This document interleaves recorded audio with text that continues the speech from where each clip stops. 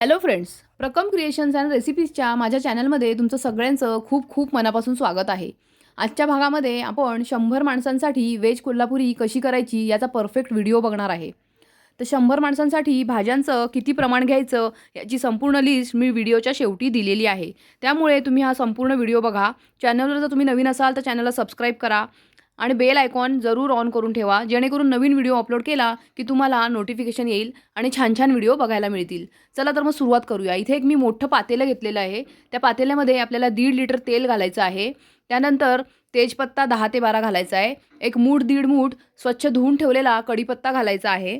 त्यानंतर आपण त्याच्यामध्ये घालणार आहोत साधारण 50 ग्रॅम आलं पेस्ट केलेलं आहे, लसूण 100 ग्रॅम पेस्ट करून घेतलेला आहे आणि मिरची 200 ते 250 ग्रॅम म्हणजे साधारण पाव किलोच्या जवळपास मिरची आपल्याला पेस्ट करून त्याच्यामध्ये घालायची आहे।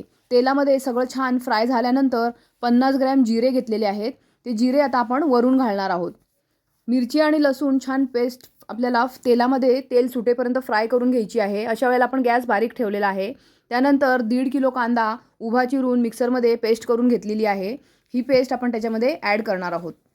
तर व्यवस्थित कांदा अगदी तेल सुटेपर्यंत आणि गोल्डन ब्राऊन होईपर्यंत छान फ्राय करून घ्यायचा आहे। त्यामुळे खूप सुंदर अशी तरी येते आणि भाजी चवीला सुद्धा खूप सुंदर लागते। तुम्ही बघू शकता इथे छान गॅस मोठा करून आपण फ्राय करून घ्यायचा आहे कांदा। कांद्याला जोपर्यंत तेल सुटत नाही आणि गोल्डन ब्राऊन होत नाही तोपर्यंत आपण हे मसाला भाजतच राहणार आहोत। त्यानंतर इथे अर्धा किलो सुकं खोबरं मी भाजून घेतलं होतं।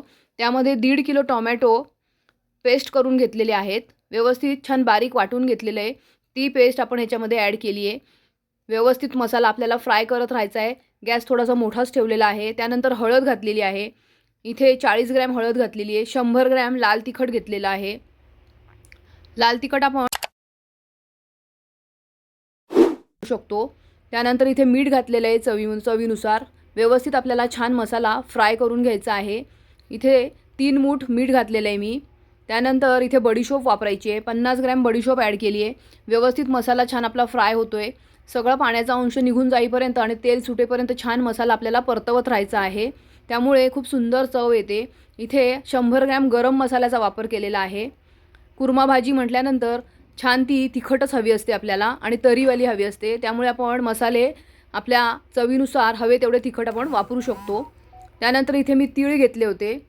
तीळ आणि काजू 100 ग्रॅम 100 ग्रॅम तीळ आणि 100 ग्रॅम काजू याची पेस्ट करून घेतलेली आहे पाणी टाकून। ती पेस्ट आपण ह्याच्यामध्ये मिक्स केली आहे। तो मसालासुद्धा आपण व्यवस्थित फ्राय करायचा आहे। तुम्ही बघू शकता किती सुंदर असा मस्त मसाला आपला तयार झालेला आहे। तर फ्रेंड्स, चॅनलवर तुम्ही नवीन असाल तर चॅनलला सबस्क्राइब करा। रेसिपी आवडत असेल तर लाईक करा, शेअर करा आणि कमेंट करायला मात्र विसरू नका। इथे आपण सब्जी मसाल्याचा वापर केला आहे। 100 ग्रॅमचं एक सब्जी मसाल्याचं पॅकेट मी याच्यामध्ये ॲड केलं होतं।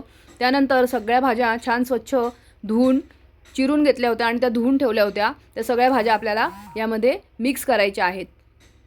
1 किलो वाटाणा, हिरवा वाटाणा मी रात्रीच भिजत घातला होता। तर भिजवलेले वाटाण्याचा मी इथे वापर केलेला आहे। आपण त्याऐवजी मटारचा सुद्धा वापर करू शकतो। खूप सुंदर अशी भाजी तयार होते। किती प्रमाणात भाज्या वापरल्या आहेत त्याची यादी मी इथे दिलेली आहे। याप्रमाणे तुम्ही भाज्यांचा वापर करू शकता। आता या सगळ्या भाज्या आपण मिक्स केलेल्या आहेत। मसाल्यामध्ये छान आपण गॅस बारीक करून हे मिक्स करून घ्यायचं आहे। त्यानंतर एक तांब्याभर आपण याच्यामध्ये पाणी घालायचं आहे।